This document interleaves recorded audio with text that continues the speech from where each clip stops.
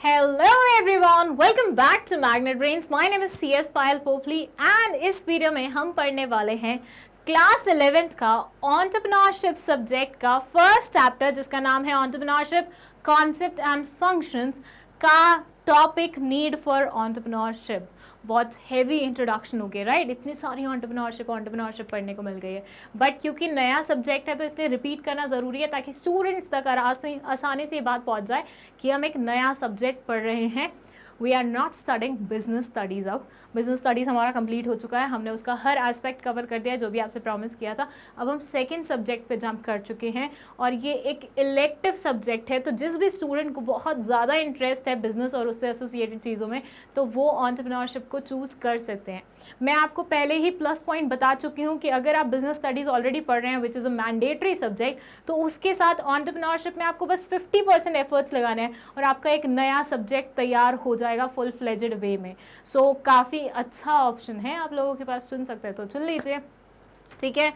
अब यहाँ इस वीडियो में हमें जानना है कि एंटरप्रेन्योरशिप क्यों ज़रूरी है, मतलब क्यों हम प्रमोट करें इन सब चीज़ों को, इतना क्या रखा है एंटरप्रेन्योरशिप में। सो यहाँ आ जाते हैं। देखिए, इसको मैं समझाती हूँ आपको एक बहुत ही नॉर्मल तरीके से। ऐसे मानिए, अच्छा डिड आई मेंशन कि इससे पहले भी हमारी कुछ वीडियोस आ चुकी हैं इस चैप्टर की, तो किसी भी स्टूडेंट ने अगर अभी तक नहीं देखी है तो लिंक आपको प्लेलिस्ट का मिल जाएगा डिस्क्रिप्शन बॉक्स में, वहाँ पे जाके देख लीजिएगा। तो अब सीक्वेंस में वीडियोस आएंगी, हर एक टॉपिक को इंडिविजुअली हम कवर कर रहे हैं और बाद में हम इसे कंबाइंड वीडियो के फॉर्मेट में भी आप लोगों को देंगे, ठीक है। तो दोनों ही ऑप्शन आपके पास रहेंगे, आपको एक गो में देखना है तो एक गो में देखिए, आपको इंडिविजुअली देखना है वैसे तो मैं प्रेफर करूँगी आप इंडिविजुअली देखें ताकि आपके लिए बहुत ज़्यादा हैवी ना हो जाए कि पूरा चैप्टर 7-8 घंटे की वीडियो आप साथ में देख रहे हैं। इट्स बेटर आधे घंटे में निपटाते जाओ ऑन डेली बेसिस, ठीक है। और नोट्स ज़रूर बना लेना क्योंकि मतलब रिटन सब्जेक्ट होने वाला है, प्रॉपर आपको लिख के आना पड़ेंगे सारे आंसर्स, तो नोट्स बनाना बहुत ज़्यादा ज़रूरी है। देखिए, अब हमारे यहाँ पे कितने तरह की इकोनॉमी होती है। एक होती है हमारी कैपिटल इकोनॉमी, एक होती है सोशलिस्ट और एक होती है हमारी मिक्स्ड इकोनॉमी। पहले तो मुझे यही बता दो कि इंडिया कौन सी वाली फॉलो करता है इनमें से, बताओ जरा। आज हमारा पेन ना थोड़ा मैजिकल वे में चल रहा है, ब्लू और रेड का कॉम्बिनेशन इसने खुद ने चूज कर लिया। ये बोला मैडम आप कहाँ ही चूज करोगे, मैं आपके बिहाफ पे चूज करता हूँ। सो अब सारा कंटेंट आपको ऐसे ही लिखा हुआ दिखेगा। सो यहाँ पे 3 तरह की इकोनॉमीज होती हैं, कैपिटलिस्ट या फिर सोशलिस्ट या फिर हमारा मिक्स्ड इकोनॉमी। पहले तो मुझे ये बता दो इंडिया कौन से वाली फॉलो करता है। And the correct answer is India mixed economy follow करता है, ठीक है। दो हमारे प्रीएम्बल में लिखा हुआ है socialist word, but when it comes to practical scenario हम मिक्स्ड इकोनॉमी फॉलो करते हैं। Initially we started doing we started implementing socialist वाला पूरा जो सिनेरियो होता है, बट देन वो इतना सक्सेसफुल प्रूव नहीं हो पाया, बहुत सारी चीज़ें हो गई थी, नाटक हो गए थे, इसलिए मिक्स पे हम जंप कर गए, ठीक है। अब कैपिटलिस्ट इकोनॉमी में क्या होता है कि आप प्रेफर करते हैं, मतलब प्राइवेट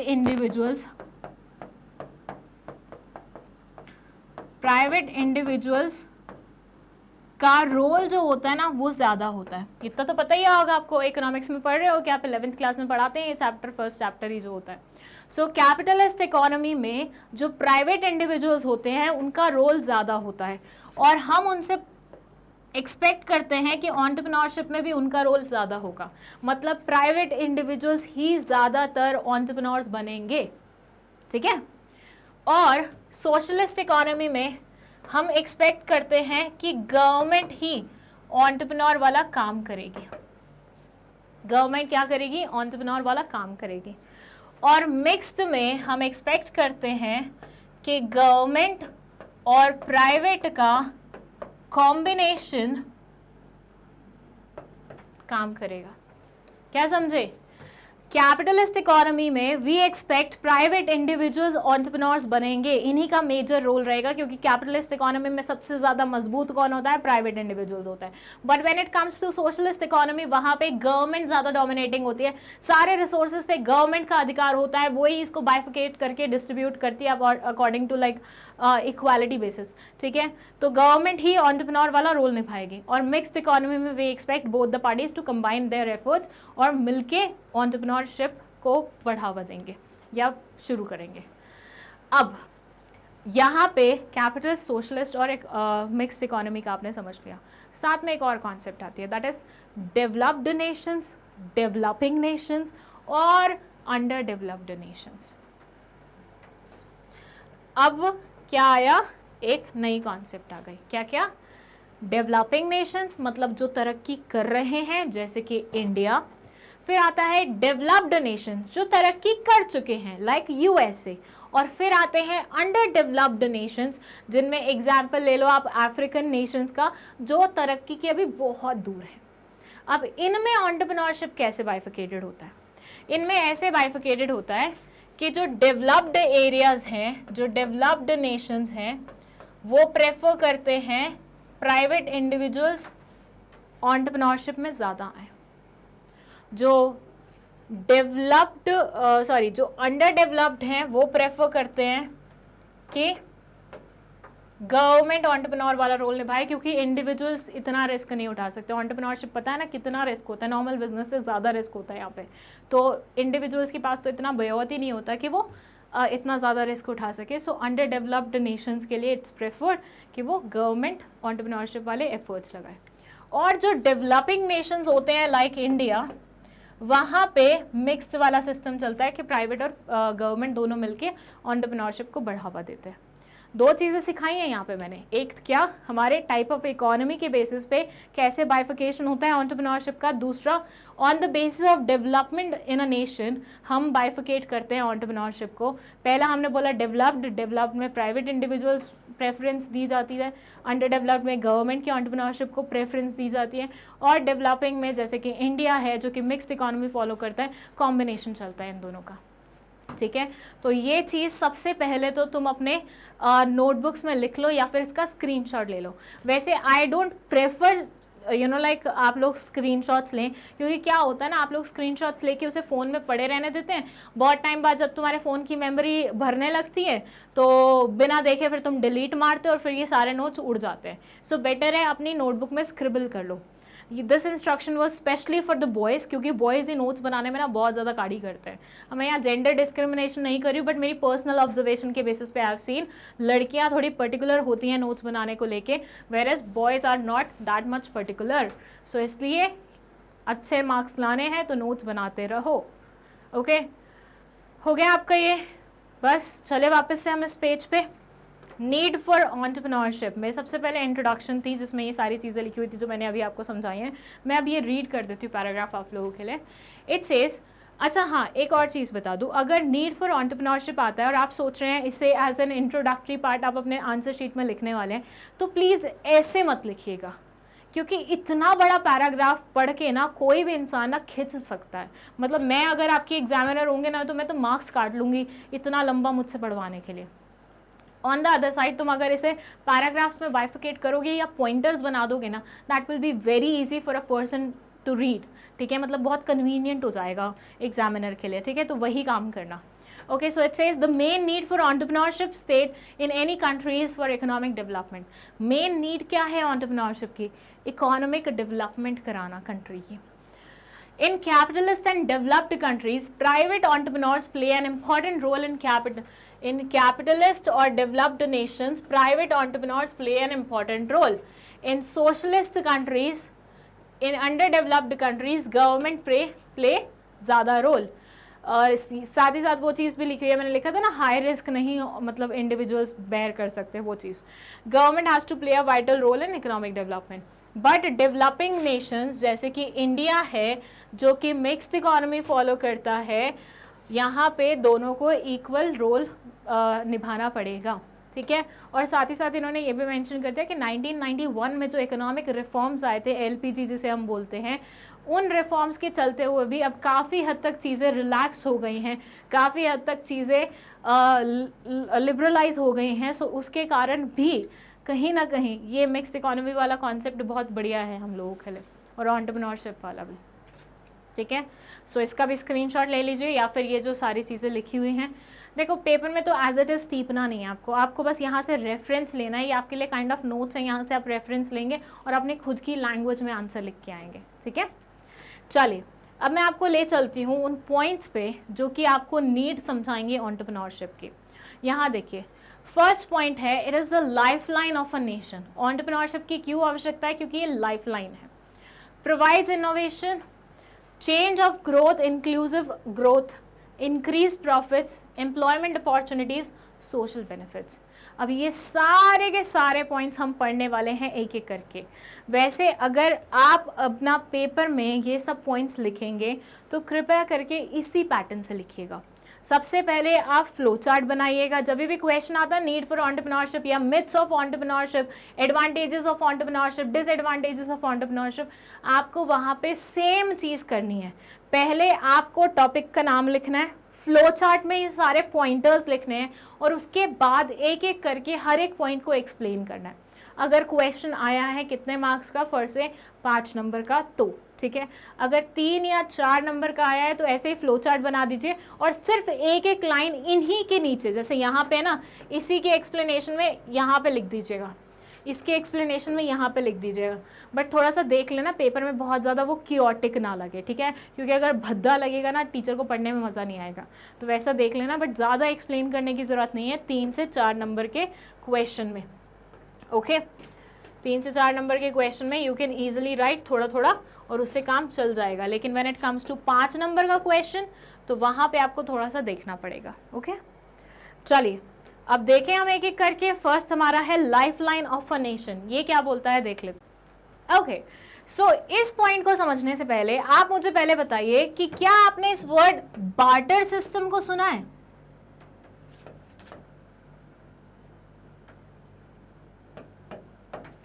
क्या आप जानते हैं बार्टर सिस्टम किसे बोला जाता है?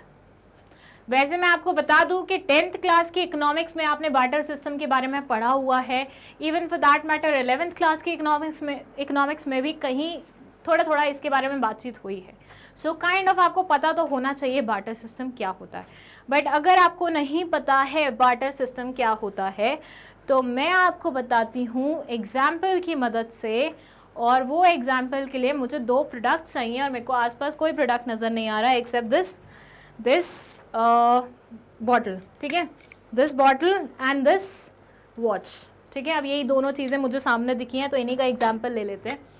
अब ऐसे मानिए एक है x और एक है y, ठीक है। तो मैं यहाँ पे जब खड़ी हूँ तो मैं x हूँ और जब मैं यहाँ पे खड़ी हूँ तो मैं y हूँ। ओके y के पास है ये वॉच और x के पास है ये बॉटल। सो यहाँ पे x खड़ी है, उसके पास ये बॉटल है जिसकी उसे कोई ज़रूरत नहीं है। x को चाहिए वॉच जो कि किसके पास है? y के पास है। और y को चाहिए बॉटल लेकिन उसके पास वॉच है अभी। क्या समझे? मतलब ये 2 इंडिविजुअल्स हैं जिनके पास एक एक प्रोडक्ट है जिनकी उन्हें ज़रूरत नहीं है, लेकिन उन्हें जो चीज़ चाहिए वो अपोजिट पार्टी के पास है। तो इसके पास वॉच है y के पास और x के पास क्या है? बॉटल है। अब x ने y को बोला तू मुझसे बॉटल ले ले क्योंकि तुझे बॉटल चाहिए और तू मुझे घड़ी दे दे। हो गया काम। इसको ये चीज़ चाहिए थी, उसको वो मिल गई, इसको ये चीज़ चाहिए थी, उसको वो मिल गई। अभी फ़िलहाल के लिए भूल जाओ कि घड़ी ज़्यादा महंगी है, बॉटल सस्ती है, ठीक है। मतलब बॉटल के पैसे में 1 ज़ीरो और मिलाना पड़ेगा तब भी जाके घड़ी की कीमत नहीं बनेगी। बट अभी फ़िलहाल हम मान रहे हैं ये वो सस्ती वाली घड़ी है जो 100-200 रुपये में बिकती है और 100-200 की बॉटल है, वैसे है नहीं 100-200 की, ठीक है। तो ऐसे में एक्सचेंज हो गया। तो पहले हमारे यहाँ पे बार्टर सिस्टम चला करता था जब मनी या फिर करेंसी का कोई नामो निशान नहीं था। बट अब मानो घड़ी की वैल्यू उतनी है जो एक्चुअल में है और बॉटल की वैल्यू उतनी है जितनी एक्चुअल में है। So this bottle was of 700 rupees और दिस घड़ी was of 11K I guess, ठीक है। अब मुझे बताओ इस इंडिविजुअल के पास घड़ी है, इस इंडिविजुअल के पास बॉटल है, लेकिन इनके प्राइजेस में इतना डिफरेंस है। मतलब ये बहुत महंगी चीज़ है, ये बहुत सस्ती चीज़ है, उल्टा बोल दिया, ठीक है। तो ऐसे में एक्सचेंज पॉसिबल हो पाएगा क्या? आंसर है नहीं हो पाएगा। भाई कोई बेवकूफ़ी होगा जो 11,000 की घड़ी दे के 700 रुपये की बॉटल ले लेगा, या फिर बहुत ही ज़्यादा अमीर ज़्यादा होगा कि उसको 11,000 की कोई कदर ही नहीं है और उसने सोचा चलो कोई बात नहीं, अभी मेरी ज़रूरत पूरी हो रही है बॉटल से तो मैं वो ले लेता हूँ चाहे कितने भी पैसे फेंकने पड़े, जैसे हम सीरियल्स में या फिर मूवीज़ में देखते हैं, ठीक है। बट रियल लाइफ में ऐसा कोई नहीं करता। कोई भी बड़ा बिजनेसमैन इतना बेवकूफ़ नहीं होता कि इतनी भारी भरकम चीज़ वो ऐसी सस्ते में छोड़ के चला जाए। सो बार्टर सिस्टम हर एक चीज़ का सोल्यूशन नहीं था, हर एक एक्सचेंज के लिए पॉसिबल नहीं था, ठीक है, जैसे कि हमने एग्जाम्पल में भी देख लिया। तो उसके लिए हम लाए एक करेंसी की क्या कॉन्सेप्ट। अब मैंने ये सब आपको क्यों समझाया, उसका एक रीज़न है। देखिए, अगर मान लीजिए ये जो एक्सचेंज वाली चीज़ है पॉसिबल ही नहीं हो पाती, तो कोई बिजनेसमैन नहीं होता जो गुड्स और सर्विसेज लेके आता, राइट, और कोई कस्टमर नहीं बनता, राइट, क्योंकि भैया ये सर्विसेज ऑफर नहीं कर रहा है, ये गुड्स नहीं ऑफर कर रहा, तो ये खरीदने के लिए कहाँ से आएगा। तो हमारी इकोनॉमी क्या वैसे चल पाती जैसे आज की डेट में चलती है? आंसर है नहीं।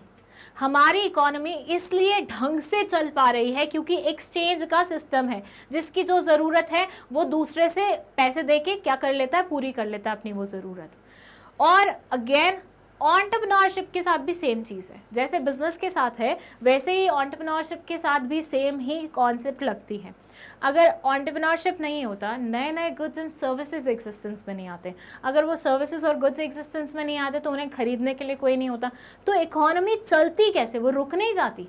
तो इकोनॉमी को चलाने के लिए हमें बिजनेस की या इकोनॉमिक ट्रांजैक्शंस की ज़रूरत होती है, जिसके लिए अगेन हम इस्तेमाल करते हैं ये एंटरप्रेन्योरशिप वाली concept. So it says no country can progress without the development of entrepreneurship. कोई भी कंट्री आगे नहीं बढ़ सकती है जब तक एंटरप्रेन्योरशिप का डेवलपमेंट नहीं होगा। Every country is trying to promote its trade so that it is able to share the benefits of development. हर एक कंट्री ट्रेड पे फोकस कर रही है, हर एक कंट्री कोशिश कर रही है exchange of goods and services जितना ज़्यादा हो सकता है उतना ज़्यादा हो। Therefore, entrepreneurship is the yardstick to measure the level of development of country. तो काइंड ऑफ आज की डेट में अगर आपको कंपनी मतलब कंट्री की डेवलपमेंट को चेक करना है, मेजर करना है, तो उसके लिए बहुत ज़्यादा एक इम्पॉर्टेंट जो चीज़ है वो है एंटरप्रेन्योरशिप। जैसे जहाँ के एंटरप्रेन्योर्स बहुत फ्लरिश कर रहे हैं तो मतलब वो कंट्री आगे मानी जाएगी दूसरी कंट्रीज़ के कंपैरिजन में। जैसे जापानीज़ लोग होते हैं, जापानीज़ लोग हर अगले दिन कुछ नया बनाते हैं, कभी रोबो लेके आएंगे, कभी कुछ लेके आएंगे, कभी कुछ लेके आएंगे। सबसे छोटा रोबोट बनाने वाले भी जापानीज़ थे, सबसे पहला रोबोट बनाने वाले भी जापानीज़ थे। चाहे USA, China, for that matter Russia, कितने भी सुपर पावर क्यों ना बोले, रशिया तो अब सुपर पावर उतना बचा भी नहीं है, ठीक है, चाइना और यूएसए ज़्यादा है, बट स्टिल जापानीज़ लोगों को इनोवेशन के केस में कोई नहीं हरा पाया, राइट। सो कहीं ना कहीं वो हमारे पूरे वर्ल्ड में राज करती है when it comes to innovation और न्यूनेस, राइट। सो इसलिए किसी भी कंट्री की पहचान आज की डेट में एंटरप्रेन्योरशिप से की जा सकती है कि वो कितनी डेवलप्ड है, कितनी आगे है, कितना लोगों को पीछे छोड़ के बेटर कर रही है परफॉर्म, ठीक है। तो life line of a nation क्या हो गया है, एंटरप्रेन्योरशिप हो गया, इसलिए हमें इसके साथ कदम से कदम मिला के चलना पड़ेगा, तभी हम आगे बढ़ पाएंगे। Provides innovation, okay. अब यहाँ लेते हैं हम एग्जाम्पल। इमेजिन करो, अच्छा मैं ना कल परसों ना एक वो देख रही थी, वीडियो देख रही थी और इंस्टाग्राम रील ही थी बेसिकली। उसमें ना पहले ना बहुत सारे फ़ोन्स छोटे छोटे एक्शंस की वजह से टूट रहे थे। लाइक एक इंसान अपना बॉटल को अपने आईफोन से खोलने की कोशिश कर रहा था, मतलब उसका ढक्कन फ़ोन से कोशिश कर रहा था खोलने की, तो फ़ोन ही खुल गया 2 पार्ट्स में। फिर एक इंसान था जो कोई स्टिक कहीं अड़ गई थी, मतलब ये लड़की थी और कोई प्लेयर अपनी स्टिक गलती से उसमें अड़ा चुका था, तो ये लड़की उसको बार बार बैंग करके उधर से निकालने की कोशिश कर रही थी, तो she used phone for that. Again phone की स्क्रीन चटक गई थी। और लास्ट में दिखाया नोकिया, और नोकिया को प्लेस किया इन्होंने रेलवे ट्रैक पे, इन्होंने प्लेस किया उसे on like a very 16-17 story वाली एक बिल्डिंग थी उस पर, और वहाँ से नीचे गिराया, सब कुछ करके दिखाया। नोकिया बिल्कुल इंटैक्ट था, किसी को मारने के लिए भी इस्तेमाल किया जा सकता है, which is quite famous thing. आपको भी पता होगा कि नोकिया का जो 1100 फ़ोन आया करता था ना, जो एक्चुअली 1100 रुपये का ही हुआ करता था, और उसको बोलते भी नोकिया 1100 थे, वो इतना मजबूत माना जाता था कि उसको 10 बार फ़ोन गिरा के देख लो नहीं टूटेगा। There was this classmate of mine, coaching mate actually, हम बहुत सारे लोग उस दिन कोचिंग के बाहर नीचे खड़े हुए थे, तो वो अपने नोकिया 1100 पे बात कर रहे थे, बहुत टाइम पहले की बात है। तो हम लोगों ने वैसे ना किसी ने ऐसे ही मजाक में बोल दिया कि अरे ये फ़ोन तो वो नहीं हो, मतलब कोई ऐसी फालतू बात करते हैं, ये फ़ोन भी टूट सकता है। और पता नहीं उसको क्या हुआ एकदम से, ही वांटेड टू प्रूव कि ये फ़ोन इतना स्ट्रॉन्ग है सो बैडली हम लोगों को, कि उसने सीधा फ़ोन पे बात करते करते लिया और ऐसे फेंक दिया। और ट्रस्ट मी गाइज, इतना रफ सरफेस था जहाँ पे हम लोग खड़े हुए थे, that was a parking area basically, तो यू कैन अंडरस्टैंड वहाँ का एरिया कैसे होगा। वो फ़ोन को कुछ नहीं हुआ, वो बिल्कुल सेम था, मतलब थोड़ा सा उसको स्क्रैच वगैरह लगे, दैट्स इट, वो ना टूटा ना खुला ना कुछ नहीं हुआ। तो येस इंडीड नोकिया का जो 1100 सीरीज़ थी बहुत ही ज़्यादा स्ट्रॉन्ग बनाई गई थी। तो इमेजिन करो आज की डेट में, मतलब इमेजिन करो कि नोकिया की 1100 सीरीज़ ही है जिस पे हम सांप सीढ़ी खेलते थे, स्नेक वाला गेम खेलते थे, नॉट सांप सीढ़ी। अब ये आया एग्जिस्टेंस में, फर्स्ट से मैं बोलती हूँ 2001 की बात है कि ये एग्जिस्टेंस में था, ओके। इसके बाद अगर कोई इंसान ने इनोवेशन किया ही नहीं होता, इसके बाद अगर मानिए किसी भी इंसान ने कुछ न्यू लाने के बारे में सोचा ही नहीं होता, इसके बाद किसी भी इंसान ने कुछ यूनिक करने के बारे में सोचा ही नहीं होता, तो आज की डेट में व्हेन इट्स 2022 आज भी शायद हम नोकिया इस्तेमाल कर रहे होते। ये जो एप्पल फ़ोन होता है या सैमसंग फ़ोन होता है, MI, Vivo, Oppo, this that, ये सारे फ़ोन तो एग्जिस्टेंस में होते ही नहीं, हम आज भी वो स्नेक वाला गेम ही खेल रहे होते। और कोविड में एक मीम बहुत ज़्यादा फेमस हुआ था, वो मीम क्या बोलता था कि थैंक गॉड कोविड इस टाइम पे आया है व्हेन वी हैव स्मार्टफोन्स, कि हम पूरा दिन रील्स बना भी सकते हैं और अपलोड भी कर सकते हैं और देख भी सकते हैं। अगर मान लीजिए वो उस एरा में आया होता जब सिर्फ नोकिया 1100 हुआ करते थे, तो पूरा दिन हम स्नेक वाली गेम खेल के तो बहुत ज़्यादा बोर हो जाते, राइट। सो इमेजिन करो कुछ न्यू नहीं आया और आज की डेट में भी वही नोकिया वाला फ़ोन चल रहा है, कैसी ज़िंदगी होती ना हमारी, बताओ। आज भी हम एक दूसरे को टेक्स्ट भेजने से पहले सोच रहे होते कि दिन के सिर्फ 100 टेक्स्ट अवेलेबल हैं। मैं तो सिर्फ उन्हीं दोस्तों को मैसेजेस किया करती थी जो बहुत ज़्यादा स्पेशल होते थे, और जब मेरी किसी से ज़्यादा बात होनी शुरू हो जाती तो वो दोस्त भी गायब हो जाते थे, क्योंकि मेरे को टेक्स्ट बचाने होते थे। पहले रहता था ना ट्राई का वो कि आप सिर्फ दिन के 100 टेक्स्ट भेज सकते हो, अब तो देयर इज़ दिस व्हाट्सएप कि आप अनलिमिटेड जितने मैसेजेस भेजने हैं भेजो। वो अलग बात है कि आज की डेट में किसी के पास कोई होता नहीं है कि इतने अनलिमिटेड मैसेजेस आप भेजें। बट अगेन वापस आए हम यहाँ पे, तो फ़ोन 2000 में भी सेम था, 2022 में भी सेम है।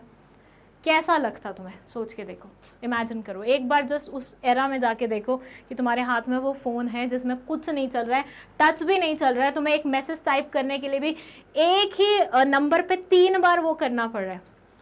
याद है पहले कैसा होता था, अगर हमें मैसेज टाइप करना होता था ना तो XYZ एक ही नंबर पे होता था, तो पहले X होता था टाइप, उसको दोबारा से प्रेस करो तो Y होता था, फिर उसको दोबारा से प्रेस करो तो Z होता था, ऐसे होता था। इतना मुश्किल होता था किसी को टेक्स्ट भेजना। अब तो क्या है, मक्खन है, डर करते और हमारा काम हो जाता है, राइट। क्या जी पाते हम वैसे? हाँ, टू एन एक्सटेंट जी पाते, क्योंकि हमने कुछ नया बेहतर देखा ही नहीं होता। लेकिन नया बेहतर देखने के लिए हमें किस चीज़ की ज़रूरत है? अगेन एंटरप्रेन्योरशिप की ज़रूरत है। तो ये जो स्मार्टफोन्स हम यूज़ कर रहे हैं आज की डेट में, हम जो डिफरेंट टेक्नोलॉजी इस्तेमाल कर रहे हैं कि टू एन एक्सटेंट कि हम अपने कीबोर्ड को यहाँ से उठा के यहाँ पे वो कर सकते हैं और ऐसे हवा में पूरा कीबोर्ड चला सकते हैं। ये टेक्नोलॉजी भी आई हुई है, इफ़ यू डोंट नो। सो वो सारा पॉसिबल हुआ है किसकी वजह से? एंटरप्रेन्योरशिप की वजह से। अगर एंटरप्रेन्योरशिप नहीं होती, इनोवेशन रुक जाता। कोई इंसान अगर नई चीज़ें लाने के बारे में नहीं सोचता तो धरती जहाँ पे है वहीं पे खड़ी रहती, हम जहाँ पे हैं हम वहीं पे खड़े रहते। ये जो मैं आपको ऑनलाइन पढ़ा रही हूँ ना, दिस थिंग वाज, मतलब ये भी पॉसिबल नहीं हो पाता क्योंकि इंटरनेट नहीं होता। इंटरनेट नहीं होता तो यूट्यूब इतना ज़्यादा फेमस नहीं होता, या यूट्यूब होता ही नहीं एग्जिस्टेंस में। यूट्यूब नहीं होता तो आप कहाँ से मेरे लेक्चर्स देख रहे होते, बताओ। तो थैंक्स टू उन लोगों का जिन लोगों ने ये सारी फैसिलिटी क्रिएट की, इंटरनेट वाली, यूट्यूब वाली, वीडियोस वाली, और अल्टीमेटली थैंक्स अस टीचर्स, ठीक है, और तुम्हारा भी क्योंकि तुम हमारे लेक्चर्स देख रहे हो, ठीक है। तो अल्टीमेटली इन सारी चीज़ों के कॉम्बिनेशन से ही, और अल्टीमेटली देखा जाए तो इनोवेशन की वजह से ही आज हम कनेक्टेड हैं। सो कोई भी एग्जाम्पल ले लो, इट विल शो यू कि इनोवेशन तभी पॉसिबल हुआ क्योंकि एंटरप्रेन्योरशिप थी। It says entrepreneurship provides new ideas, imagination and vision to the enterprise. An entrepreneur is an innovator as he tries to find new technology, products and markets. He increases the productivity of various resources. The entrepreneur stands at the center of the whole process of economic development. जो entrepreneur है वो बिल्कुल center में खड़ा होता है economic development की process में. He conceives a business idea and puts them into effect to enhance the process of economic development. ये एक idea को conceive करता है और effect में लाता है ताकि वो economic development डेवलपमेंट को आगे बढ़ा सके। अंडरस्टूड? सो सारे इनोवेटर्स को काइंड ऑफ आपको आज की डेट में थैंक यू बोल देना चाहिए। चलिए नेक्स्ट है चेंज ऑफ ग्रोथ और इंक्लूसिव ग्रोथ। अब ये क्या बोलता है पढ़ लेते हैं। ओके सो यहाँ पे हम एग्जाम्पल लेते हैं ऑटोमेशन का, क्योंकि इन्होंने भी वही मेंशन किया। नाउ व्हाट इज ऑटोमेशन, आपको पता है? देखिए पहले क्या होता था, हर एक चीज़ ना इंडिविजुअल को अपने हाथ से करनी पड़ती थी, हर एक चीज़, मतलब छोटे से छोटी चीज़ को लेके बोल लो और बड़े से बड़ी चीज़। सबसे बेसिक अगर आपको एग्जाम्पल दूँ, मान लीजिए आप किसी से व्हाट्सएप पे बात कर रहे हैं, मतलब आपने किसी को व्हाट्सएप किया है और वो सामने वाला इंसान एक बिजनेस ओनर है, ठीक है, और आपने उसके बिजनेस अकाउंट पे मैसेज किया है, ठीक है। व्हाट्सएप को बहुत सारे लोग आज की डेट में बिजनेस के पर्पस से भी चला रहे हैं, राइट। और एक अलग से व्हाट्सएप का वो आया हुआ है एप्लीकेशन जो कि बी के नाम से होता है और वो बिजनेस पर्पस के लिए इस्तेमाल होता है। तो आपने बिजनेस अकाउंट अगर बनाया हुआ है व्हाट्सएप पे तो ऐसे समझिए कि वहाँ पे अगर आपको कोई मैसेज आया है रिगार्डिंग अ क्वेरी, फर्स्ट से आप ज्वेलरी का बिजनेस करते हैं, ठीक है, और कोई आपसे ज्वेलरी परचेज करना चाहता है तो उन्होंने आपको मैसेज भेजा है, तो आप रिप्लाई कब करते थे? यूजुअली जब आप उसे मैसेज को देखते थे, आपके पास फ्री समय होता था, आपका मन होता था रिप्लाई करने का, तब आप रिप्लाई करते थे, राइट। सो पहले के ज़माने में किसी के पास मैसेज जाता था तो रिप्लाई कब मिलता था? जब सामने वाला इंसान फ्री होता था। लेकिन अगर आजकल आपने नोटिस किया हो, आप किसी के बिजनेस अकाउंट पे मैसेज करते हैं, आपने जैसे ही टेक्स्ट सेंड किया, सामने से 2 सेकंड के अंदर एक मैसेज आ जाता है। क्या होता है? Thanks for connecting us, right now this person is quite busy with something and he'll get back to you after he'll get free, ठीक है। तो ऐसा करके कोई मैसेज आ जाता है, या thanks for reaching to us, will call you back in 15 minutes, या ऐसा कुछ भी मैसेज लिखा आता है। बट वो कैसे आता है? इंस्टेंटली आता है। व्हाट डू यू थिंक, इतनी जल्दी कौन टाइप करके भेजता होगा? सोचा है कभी इस चीज़ को लेके? ओके वैसे आजकल तुम बच्चे बहुत स्मार्ट हो और बोलोगे मैडम क्या बोल रही है, हमें पता है क्यों आता है, बट जिनको नहीं पता उनके लिए बता दूं, ये ऑटोमेशन की वजह से आता है कि पहले से ही एक इंस्ट्रक्शन फीड कर दी जाती है व्हाट्सएप में कि जैसे ही आपको कोई मैसेज रिसीव हो उसका रिप्लाई इस पर्टिकुलर फॉर्मेट में चला जाना चाहिए। ये मैसेज भी आप पहले से सेव करके रखते हैं व्हाट्सएप में कि यही रिप्लाई करना है आपको। ये जितनी भी वेबसाइट्स होती हैं, या फिर वेबसाइट्स छोड़ो, तुम बिल्कुल आपसे जो कनेक्ट होती है चीज़ उस पर बात करो। जोमेटो स्विगी पे कभी कंप्लेंट फाइल की है तुमने कि खाना स्टेल फूड आया है, खाना क्या बोलते हैं, रैपिंग ढंग से नहीं थी तो गिर पड़ के आया हुआ है, खाना अच्छा नहीं था, खाना लेट आया है, सर्विस पर्सन ऐसा कर रहा है वैसा कर रहा है, कभी ऐसे कंप्लेंट की है? वो आपसे पूछते हैं do you want to call them और you want to have a chat with them. आप जैसे ही चैट पे कनेक्ट करते हो ना, वहाँ पे आपको क्या दिखता है? वहाँ पे आपको बाय डिफ़ॉल्ट मैसेजेस आने लग जाते हैं, और वो मैसेजेस हमेशा सेम होते हैं। अगर आपने नोटिस किया हो, first they will ask you कि what is your complaint, they will give you some options, you will have to choose एक ऑप्शन उनमें से, फिर उसके बाद they will ask you another query, फिर आप उसका रिप्लाई करेंगे, फिर they will ask you another query. What do you think, वहाँ पे कोई टाइप कर रहा होता है? No, that is the machine, that is the computer which is replying to you. So ये ऑटोमेशन है कि पहले से ही कंप्यूटर में वो सारे इंस्ट्रक्शंस फीड कर दी गई हैं, और जैसे ही आप कॉन्टैक्ट करते हो वहाँ से फट फट फट फट फट ऐसे रिप्लाई आते हैं। अगेन किसका खेल है? ये ऑटोमेशन का खेल है। ये ऑटोमेशन का खेल कौन लाया है एग्जिस्टेंस में, आपको पता है? एक इनोवेटर लाया है, और एक इनोवेटर कौन कहलाया जाएगा यहाँ पे? एंटरप्रेन्योर कहलाया जाएगा। तो एंटरप्रेन्योर्स ना सिर्फ ऑर्गेनाइजेशन को एनवायरनमेंट के अकॉर्डिंग बदलते हैं, बट कभी कभी वो एनवायरनमेंट को ही बदल देते हैं अकॉर्डिंग टू देयर रिक्वायरमेंट्स। क्या समझे? आज तक हमने जब भी पढ़ा, हमने क्या पढ़ा है कि अपने आप को ऐसा बनाओ कि एनवायरनमेंट से अडेप्ट कर सको। कभी ऐसा पढ़ा है कि एनवायरनमेंट को ही चेंज कर दो ताकि वो हमारे अकॉर्डिंग चले? एंटरप्रेन्योर वो करता है। सो पहली चीज़ ये क्या करते हैं, ये अपने एंटरप्राइज को एनवायरनमेंट के अकॉर्डिंग अडेप्ट करवाते हैं। सेकेंडली ये करते हैं कि ये पूरे एनवायरनमेंट को ही बदल देते हैं अकॉर्डिंग टू देयर रिक्वायरमेंट्स। इतनी पावर होती है किसी एंटरप्रेन्योर में। So it says an enterprise operates in a changing environment. The entrepreneur molds the enterprise in such a changing environment. The latter molds not only the enterprise but also alters the environment itself to ensure the success of the enterprise. कभी कभी ये पूरे environment में ही alteration ला देते हैं ताकि इनका enterprise successful हो सके. In order to meet the challenge of automation and the complexities of advanced technology, there is a need for development of entrepreneurship. In order to meet the challenge of automation, ये जो हर चीज़ में हम automation लाने की कोशिश कर रहे हैं ना, उस challenge को meet करने के लिए और complexities को जो भी advanced technology में छुपी होती हैं, हमें किस चीज़ की ज़रूरत है? हमें entrepreneurship की development की ज़रूरत है. So कहीं ना कहीं एंटरप्रेन्योरशिप बहुत ज़्यादा ज़रूरी है क्योंकि हमें चाहिए कि ग्रोथ हो हमारे एनवायरनमेंट की एज वेल एज हमारे नेशन की, तो ये वो करवाएगी. देन है इंक्रीज प्रॉफिट्स. अब आप मुझे बताओ, किसी इंसान को अगर अपना प्रॉफिट बढ़ाना हो तो वो क्या करे? तुम बिजनेस चला रहे हो, तुम्हें अपना प्रॉफिट इंक्रीज करना है, तुम्हारे पास क्या क्या ऑप्शन होंगे अपना प्रॉफिट इंक्रीज करने का? सोच के देखो, बताओ जल्दी से, क्या क्या ऑप्शन होंगे बताओ. पहला ऑप्शन ये हो सकता है कि तुम अपनी सेल्स इंक्रीज कर दो, राइट? जैसे तुम्हारी सेल्स इंक्रीज होंगी, फॉर से तुमने कल 4 पीसेस बेचे, आज तुम 10 पीसेस बेच रहे हो. पहले तुम 4 रुपए कमा रहे थे अपने प्रॉफिट का, मतलब हर एक पीस पे 1 रुपया. अब तुम कितने रुपए कमा रहे हो? 10 रुपए कमा रहे हो. तो तुम्हारी सेल्स इंक्रीज हुई 4 से 10, तो तुम्हारा प्रॉफिट भी 4 से 10 इंक्रीज हो गया. मानते हो? तो एक तरीका है सेल्स इंक्रीज कर लो तो तुम्हारा प्रॉफिट बाय डिफॉल्ट इंक्रीज हो जाएगा. दूसरा तरीका है कि तुम अपनी कॉस्ट कटिंग कर लो, तुम अपनी कॉस्ट कम कर लो. पहले कोई चीज़ तुम्हें बनाने में 5 रुपए लगते थे और तुम 1 रुपया उसमें प्रॉफिट लगा के 6 रुपये में वो चीज़ बेचते थे. बट अब तुमने क्या किया? कॉस्ट कटिंग की, जिसकी वजह से तुम्हें वो बनाना ही 3 रुपये में पड़ गया. 1 रुपया ऐड करोगे 4 रुपये का बन जाएगा. वो प्रोडक्ट जो पहले 6 रुपये का था आज की डेट में वो 4 रुपये में बिक रहा है. ठीक है? नहीं सॉरी, उसका प्राइस नहीं तुम चेंज कर रहे. हाँ सॉरी, तुम प्राइस नहीं चेंज करोगे तभी प्रॉफिट बढ़ेगा. ठीक है? तो 3 रुपये में वो चीज़ बनी, पहले तुम उसे 6 रुपये में बेच रहे थे, अब भी तुम उसे 6 रुपये में बेच रहे हो. पहले तुम सिर्फ 1 रुपया कमा पा रहे थे, अब तुम 3 रुपये कमा रहे हो. दोबारा से एक्सप्लेन करूँ, थोड़ा सा मैंने वहाँ पे फंबल कर दिया. कॉस्ट कटिंग करी, कोई चीज़ 5 रुपये में पहले बन रही थी, मतलब कॉस्ट थी तुम्हारी 5 रुपये की आ रही थी, 1 रुपया तुम उसमें ऐड कर रहे थे और 6 रुपये में तुम उसे बेच रहे थे, तो तुम्हारा प्रॉफिट मार्जिन क्या था? 1 था.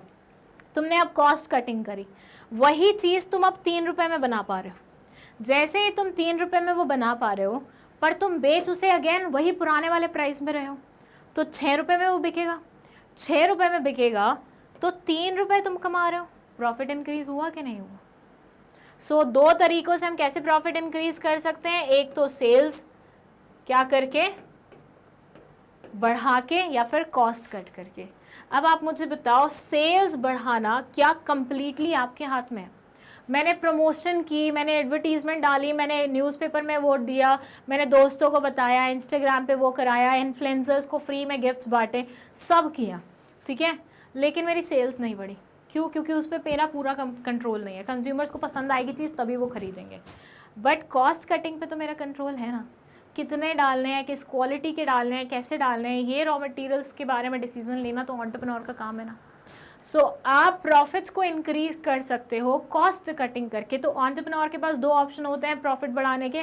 पहला होता है सेल्स इंक्रीज करके, अगर उस पर पूरा कंट्रोल नहीं है तो आप क्या कर सकते हो? कॉस्ट कटिंग कर सकते हो. कॉस्ट कटिंग करने से आपका प्रॉफिट मार्जिन इंक्रीज हो जाएगा, जिसकी वजह से आप प्रोडक्ट को बेच पाओगे और आसानी से प्रॉफिट पे. अब यहाँ पे ये बोल रहे हैं कि entrepreneurs by reducing costs increases its profits and provide opportunities for future growth and development. increase होंगे profits तो इन profits को इस्तेमाल करके आप और growth कर सकते हो, अपनी expansion कर सकते हो, diversification कर सकते हो. तो again उससे क्या होगा? फ़ायदा ही होगा हमारी इकोनॉमी का. ठीक है? चलिए अब हम चलते हैं हमारे नेक्स्ट पॉइंट पे, दैट इज़ एम्प्लॉयमेंट अपॉर्चुनिटीज़. ये क्या बोलता है? ठीक है, ये बोलता है कि देखो ये फर्स्ट से मैं हूँ. ठीक है, ये कौन हूँ? मैं हूँ. वैसे आई एम नॉट श्योर कि मैं एक अच्छी एंटरप्रेन्योर बन सकती हूँ कि नहीं बन सकती हूँ।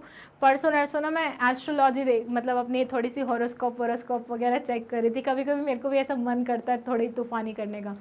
तो उसमें मैंने पढ़ा कि आप एक सैलरीड एम्प्लॉय बहुत अच्छे बनेंगे। लाइक आप हमेशा पैसे में वो रहेंगे, मतलब पैसे आपके पास अच्छे खासे आते रहेंगे, रेगुलर इनकम आती रहेगी, लेकिन आप सैलरीड एम्प्लॉय रहेंगे, आपके लिए बिजनेस बना ही नहीं है। ऐसा मेरा एस्ट्रोलॉजी वाले वो उसमें लिखा हुआ था, ठीक है। बट दो मैं इतना ज़्यादा बिलीव नहीं करती इन सब चीज़ों पे, बट ऐसे मजाक फॉर्मेट में ले लो कि मैं हूँ, ठीक है, मैं एक एंटरप्रेन्योर बन गई, ठीक है, मैं एक एंटरप्रेन्योर बन गई और मैंने फिर अपने अंडर हायर किया एक इंसान। कौन सा? अमे, ठीक है। तो अमे को मैंने नौकरी पे रखा है। फिर उसके बाद एक और इंसान हायर कर लिया मैंने, ठीक है, इसका नाम है लवीना। फिर एक और इंसान हायर कर लिया मैंने, ये है प्रियंका। ओके, ये तीनों हमारे एससीओ टीम के लोग हैं, ठीक है। और ये हम मुझे बोलेंगे कि आप हमें हायर कर रही हो, अच्छा बताएं आपको। चलो, तो मैं हूँ एंटरप्रेन्योर, मैंने हायर किए 3 लोग। ओके, अच्छा, अब मुझे ये बताओ कि जब मैंने एंटरप्रेन्योरशिप के थ्रू एंटरप्राइज खोली तो सबसे पहले तो मैंने अपने आप को नौकरी दी। सेल्फ एम्प्लॉयमेंट भी तो एम्प्लॉयमेंट ही है। ऐसे मानो कि अगर मैं ये एंटरप्रेन्योरशिप नहीं खोलती तो मैं किसी ना किसी के अंडर काम कर रही होती, मेरे पास एम्प्लॉयमेंट होती या नहीं होती, राइट। बट सबसे पहले मैंने अपने आप को क्या किया? सेल्फ एम्प्लॉयड किया, एम्प्लॉयमेंट अपॉर्चुनिटी बढ़ाई। उसके बाद मैंने 3 लोगों को और हायर किया, मतलब मैं दुनिया में एम्प्लॉयमेंट अपॉर्चुनिटीज बढ़ा रही हूँ, मैं अलग अलग लोगों को मौका दे रही हूँ, आओ आओ आओ आओ मेरे यहाँ पे काम करो। इन 3 से आगे मैंने और 6 लोगों को हायर किया, 9 को मान लो चलो। तो क्या हुआ? और एम्प्लॉयमेंट बढ़ी। जैसे मैग्नेट ब्रेन्स पहले बहुत छोटा सा था और कुछ टीचर्स रखे हुए थे, कुछ स्लाइड्स पर्सन्स रखे हुए थे, कुछ एसईओ वाले रखे हुए थे। फिर उसके बाद एक्सपैंड हुआ, और लोगों को हायर किया, और एक्सपैंड हुआ, और लोगों को हायर किया, और एक्सपैंड हुआ, और लोगों को हायर किया, अब और एक्सपैंड होगा और बहुत सारे लोगों को हायर करेगा, ठीक है। तो ऐसे में क्या हो रहा है? एम्प्लॉयमेंट अपॉर्चुनिटीज़ आप क्या कर रहे हो? एग्जिस्टेंस में ला रहे हो। सो जब आप एम्प्लॉयमेंट अपॉर्चुनिटीज़ को एग्जिस्टेंस में लाओगे तो ये भी तो हमारे एनवायरनमेंट के लिए बढ़िया चीज़ है ना। So it says entrepreneurship and its activities provide maximum employment potential. Large numbers of persons are employed in entrepreneurial activities in the country. The growth in these activities bring more and more employment opportunities. जैसे ही entrepreneurship में improvement होती है या increase होता है तो उससे ये होता है कि employment opportunities बढ़ने लगती हैं, और जब employment opportunities बढ़ती हैं तो उससे पूरे देश का भला होता है, ठीक है। चलिए अब हम चलते हैं आगे सोशल बेनिफिट्स पे। अब देखो, पहले नोकिया का 1100 फ़ोन आता था, फिर ब्लैकबेरी का वो क्वर्टी फ़ोन, क्यूवर्टी फ़ोन क्या बोलते थे उसे, वो आता था। उसके बाद एप्पल का स्मार्टफोन आया, और आज की डेट में तो हर एक कंपनी के डिफरेंट स्मार्टफोन्स आ रहे हैं, राइट। सो ऐसे में आप मानिए कि पहले हम इस स्तर पे थे, फिर हमारा स्तर बढ़ा, फिर और बढ़ा, फिर और बढ़ा, फिर अब पता नहीं कितना और बढ़ता जाएगा। तो विद एवरी अदर इनोवेशन कहीं ना कहीं the standard of living of people is also improving, you can say. पहले हमें नहीं पता था, पहले हम फर्स्ट से इंटरनेट नहीं था तो हम ये नहीं देख पाते थे दूसरे देशों में क्या होता है, राइट। हमें किसी को नहीं पता रहता था, हमें ये पता करने के लिए उस पर्टिकुलर देश में जाना पड़ता था, और बहुत ही कम लोग दूसरे देश जा पाते थे क्योंकि एरोप्लेन भी इतने ज़्यादा उसमें नहीं होता था, फ्रीक्वेंटली नहीं चलते थे, और इतना ज़्यादा एक यूसेज में भी नहीं था, राइट, और बहुत पैसे लगते थे। बट आज की डेट में thanks to internet, thanks to these aircraft and all, जिसकी वजह से हर अगला बंदा is going to a new nation कभी ना कभी, राइट। तो क्या हुआ? इनोवेशन से जो प्रोडक्ट्स निकल के आए उससे हर एक इंसान का स्टैंडर्ड ऑफ लिविंग इंक्रीज होने लग गया। पहले हम रथ पे यात्रा करते थे या फिर हम ट्रेन से यात्रा करते थे, बट फिर एरोप्लेन आए तो लोगों ने एरोप्लेन से यात्रा करना शुरू कर दिया। गाड़ियाँ ऐसी होती थी बहुत सिंपल वाली, तो उसमें यहाँ से यहाँ जाने में ही अंजर पंजर हिल जाते थे लोगों के। लेकिन आज की डेट में इतनी कंफर्ट वाली गाड़ियाँ हैं कि लोग रोड ट्रिप मारते हैं, मतलब एक तो बंदा क्या था, पूरी फैमिली के साथ रोड ट्रिप मारते मारते मलेशिया पहुंच गया था, और वो पूरी मलेशिया की ट्रिप कंप्लीट करके आया रोड से। और उसको देख के मुझे इतनी फैसिनेशन हुई, तब उस टाइम पे 1 साल तक मेरा विश लिस्ट में सबसे ऊपर यही चीज़ थी कि मुझे रोड ट्रिप मारनी है, वो भी मलेशिया ही जाना है मुझे भी। उसकी स्टोरी पढ़ के आई फेल्ट सो फैसिनेटेड कि यार ये चीज़ तो करनी बनती है। मतलब लिटरली तुम सोचो, एक दूसरी कंट्री आप पूरा घूम के आ रहे हो ऑन योर ओन व्हीकल, और कितना मज़ा आ रहा होगा यार, सीरियसली कितना मज़ा आ रहा होगा। एक तो मेरा सपना है कि मोटर हाउस बनाओ, उस पे घूमते रहो पूरा टाइम और पूरी दुनिया देखो, बड़ा मज़ा आएगा। सो ऐसा ही है कि स्टैंडर्ड ऑफ लिविंग इम्प्रूव हुई है, किसकी वजह से? इनोवेशन की वजह से। पहले ये जो सेलिब्रिटीज़ वगैरह होते थे ऐसे ही सड़कों पे खड़े होकर तैयार हुआ करते थे, अब उनके पास वैनिटी वैन है। वैनिटी वैन का कॉन्सेप्ट कोई लाया होगा तो उसने क्या किया होगा? इनोवेशन किया होगा। एंटरप्रेन्योरशिप में ना तुम्हारे पास इतने एग्जाम्पल होंगे, तुम अपने अगल बगल में ही देख लेना। तुम एग्जामिनेशन हॉल में भी बैठे होगे ना, अपने आसपास देखना, तुम्हें 100 एग्जाम्पल तो वैसे ही मिल जाएंगे। एसी का एग्जाम्पल ले लेना, टीवी का एग्जाम्पल ले लो, फ्रिज का एग्जाम्पल ले लो, ये सारी चीज़ें किसी ना किसी ने किसी ना किसी टाइम पे इनोवेट की थी, और तभी तुम आज यूज़ कर पा रहे हो। सो किसी भी चीज़ का एग्जाम्पल ले सकते हैं, लेकिन जब भी अपनी बात कहोगे एंटरप्रेन्योरशिप में, याद रखना एग्जाम्पल के थ्रू ही कहना, ज़्यादा फर्क पड़ेगा। It says it is not only beneficial to the business enterprise but to the society at large। ना सिर्फ ये business enterprise के लिए beneficial है, बल्कि society के लिए भी बहुत ज़्यादा beneficial है। ये लोगों के standard of living का रेज मतलब बार रेज कर देता है। गुड क्वालिटी प्रोडक्ट्स और सर्विसेज उन्हें लोएस्ट पॉसिबल प्राइस पे यूज़ करने का मौका मिल जाता है। It also makes the optimum use of scarce resources and promotes peace and prosperity in the society. इससे आप ऑप्टिमम यूज़ कर सकते हो स्कैर्स रिसोर्सेज का, जिससे कहीं ना कहीं पीस और प्रॉस्पेरिटी सोसाइटी में क्या होती है? प्रमोट हो। चलिए, यहाँ पे ख़त्म होता है हमारा need for entrepreneurship topic. I hope ये आपको बहुत अच्छे तरीके से समझ में आया। अगर किसी भी इंसान को किसी भी तरह का डाउट है, please mention it in the comment section. And at the same time अगर आपको इस चैप्टर के नोट्स चाहिए तो वो आपको मिल जाएंगे उस लिंक से जहाँ पे लिखा हुआ है गेट नोट्स फ्रॉम हियर, और ये मेंशन होगा डिस्क्रिप्शन बॉक्स में। प्रीवियस या नेक्स्ट वीडियो देखने के लिए या प्लेलिस्ट का लिंक देखने के लिए आप डिस्क्रिप्शन बॉक्स वाले लिंक पे जा सकते हैं। एंड किसी इंसान को अगर यूट्यूब पे वीडियोस नहीं मिल रही हैं तो आपके लिए हमने गूगल पे भी वीडियोस अपलोड करवाई हुई हैं। आपको बस ये करना है कि गूगल पे जाके magnetbrains.com टाइप करना है। You will see this web page. यहाँ पे आप जाएंगे एक्सप्लोर टॉप कोर्सेज में CBSE K-12 इंग्लिश मीडियम में। क्लास 11 पे जैसे ही आप क्लिक करेंगे you will see the teachers photograph here. ठीक है, यहाँ पे अभी बिजनेस स्टडीज़ है, एंटरप्रेन्योरशिप क्योंकि अभी अभी शुरू किया है तो यहाँ पे अपडेटेड नहीं है, बट वेबसाइट पे आ चुका है। तो आपको जहाँ पे एंटरप्रेन्योरशिप लिखा दिखाई दे आप उस पर क्लिक करना। जैसे ही आप क्लिक करोगे आपको सारे के सारे वीडियोस लेक्चर्स यहाँ पे मिल जाएंगे, चैप्टर्स मिल जाएंगे, उस पर क्लिक करना, कितने वीडियोस उनमें हैं वो मेंशन रहेगा। एंड उसके बाद आप वीडियो देख के अपना काम चला सकते हैं। एंड लास्टली मैग्नेट ब्रेन्स को थैंक यू बोल सकते हैं for the initiative that they have started for you people. So thank you so much for watching this video and all the very best for your preparation.